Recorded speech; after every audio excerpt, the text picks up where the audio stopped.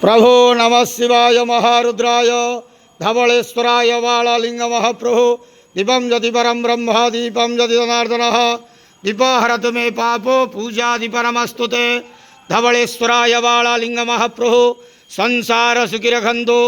आज श्रावण मासर शुभ शुक्रवार समस्त श्रद्धालु भक्त मानू श्रीपद करंतु मनस्कामना पूर्ण करंतु कर्मक्षेत्रोन्नति करंतु ग्रहरिष्ट खंडन करंतु जगतर मंगल करंतु विश्वर कल्याण करंतु आपण नाम प्रकाश करंतु सेवकर डाक श्रवण करंतु समस्त ग्वावसा भक्त मानकर मनस्कामना पूर्ण करंतु समस्त श्रावणी पूजा भक्त मानकर मनस्कामना पूर्ण करंतु समस्त परिवार का आशीर्वाद करंतु।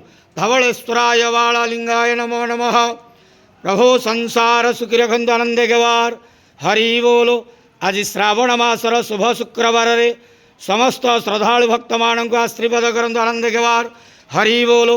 समस्त श्रावणी पूजा भक्त मानकर मनस्कामना पूर्ण करंतु आनंद गवार हरि बोलो। प्रभु धवलेश्वराय वालालिंगाय नमो नमः।